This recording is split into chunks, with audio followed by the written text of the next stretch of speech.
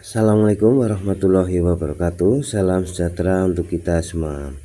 Bagaimana kabar Bapak Ibu, para PNS, TNI, Polri maupun para pensiunan? Semoga dalam keadaan sehat walafiat, tetap semangat di dalam menjalankan dan aktivitasnya ya.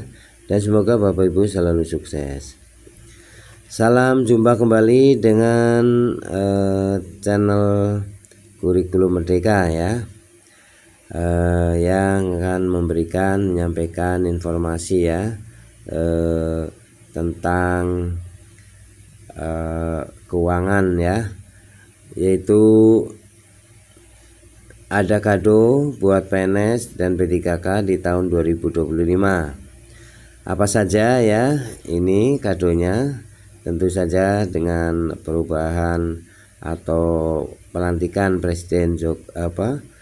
Presiden Prabowo Subianto ya, yang telah mendapatkan amanat untuk memimpin pemerintahan ya 5 tahun ke depan. Tentu saja sudah ada program-program yang menjadi prioritas. Nah, salah satunya tentu saja tentang kenaikan gaji ya. Nah, apa saja kado yang akan disampaikan ya di tahun 2025? Mari kita simak bersama ya. Namun sebelumnya berikan subscribe, like, isi komentarnya terlebih dahulu.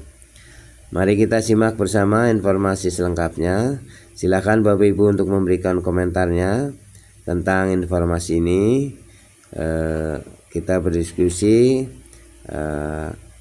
Semoga apa yang kita sajikan ini bisa menambah informasi ya. Baik, selamat. Ini daftar kado buat PNS dan P3K tahun 2025. Nah, apa saja? Jakarta CNBC Indonesia, para aparatur sipil negara ASN akan mendapatkan kabar baik ya dalam waktu dekat ini, seiring dengan rencana pemerintah untuk kembali menaikkan gaji dan pemberian benefit lain ya. Kebijakan itu tertuang dalam dokumen kerangka ekonomi makro dan pokok-pokok kebijakan fiskal KMPPKF 2025 edisi pemutakhiran. Kebijakan bagi para ASN termasuk dalamnya pegawai pemerintah dengan perjanjian kerja atau P3K itu diakomodir dalam belanja pegawai. Melalui belanja pegawai yang berkualitas, reformasi birokrasi dapat didorong untuk meningkatkan produktivitas ASN. Ini dikutip dari dokumen KMPPKF 2025 edisi pemutakhiran ya. Secara umum, kebijakan belanja pegawai tahun 2025 pemerintah jamin konsisten ya, melanjutkan proses reformasi birokrasi ke arah adaptasi pola kerja baru yang memanfaatkan teknologi informasi dan komunikasi atau TIK untuk mendorong produktivitas.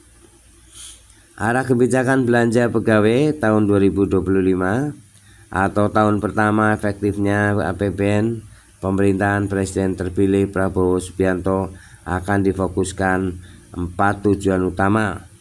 Pertama ialah meningkatkan efektivitas dan efisiensi birokrasi sebagai kunci keberhasilan reformasi fiskal melalui penguatan implementasi manajemen ASN, digitalisasi birokrasi dan layanan publik, serta adaptasi fleksibel working arrangement. Kedua, meningkatkan kualitas belanja pegawai dengan tetap menjaga konsumsi aparatur negara, antara lain melalui pemberian THR dan gaji pensiun ke-13 dan penyesuaian gaji ASN. Ketiga, reformasi sistem jaminan pensiun dan jaminan hari tua pegawai negeri sipil.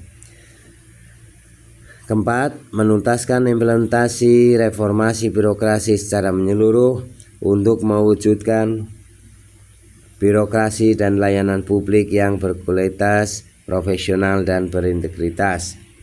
Meningkatkan kualitas belanja pegawai dengan tetap menjaga daya beli dan konsumsi aparatur negara, ya, sebagaimana tertulis dalam dokumen KMPPKF. Belanja pegawai juga akan memperhitungkan kebutuhan pegawai baru dengan menerapkan kebijakan zero growth untuk pegawai non tenaga pendidikan dan tenaga kesehatan, dan mendorong pemerataan tenaga pendidikan dan kesehatan. Selain itu, pemerintah beranggapan reformasi gaji dan pensiunan ASN, ya, masih menjadi salah satu agenda yang perlu diselesaikan pada tahun 2025. Reformasi pensiunan ASN berpotensi menyebabkan kenaikan belanja pegawai dalam jangka pendek.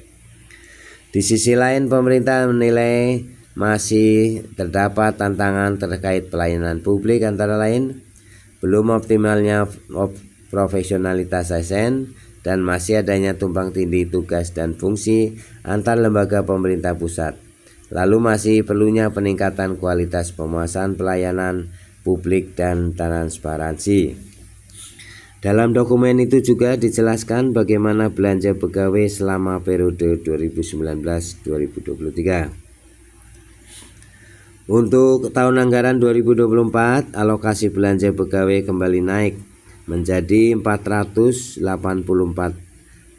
triliun atau sekitar 2,1% ya dari produk domestik bruto, menjadikan belanja pegawai sebagai salah satu komponen belanja pemerintah pusat yang tertinggi. Peningkatan belanja pegawai tiap tahunnya itu pemerintah klaim antara lain dipengaruhi oleh berbagai kebijakan yang diarahkan untuk meningkatkan kesejahteraan ASN, seperti kenaikan gaji dan pensiunan pokok, pemberian gaji ke-13 dan THR untuk ASN dan pensiunan, serta perbaikan tunjangan kinerja kementerian atau lembaga SKL, ya, lembaga kementerian atau lembaga, seiring dengan capaian reformasi birokrasi. Nah, komponen belanja pegawai yang terbesar adalah gaji dan tunjangan, sedangkan komponen belanja tumbuh yang paling tinggi adalah belanja honorarium, lemburan, tunjangan khusus yang dikutip dari dokumen KMPPKF. Demikian ya Bapak Ibu, kado dari pemerintah.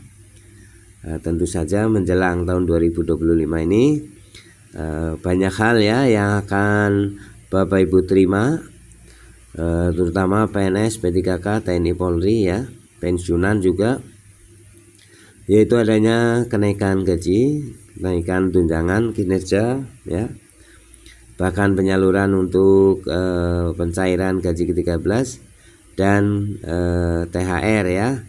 Ini sudah menjadi program dan akan direalisasikan juga di pemerintahan Prabowo Subianto, ya. Semoga kita bersama berdoa semoga pemerintah mampu untuk membayarkan apa yang menjadi haknya, ya, para PNS, P3K, TNI, Polri maupun pensiunan. Terima kasih telah menyimak video ini hingga selesai, semoga bermanfaat. Jangan lupa berikan subscribe, like, isi komentarnya. Terima kasih, sampai jumpa kembali. Assalamualaikum warahmatullahi wabarakatuh.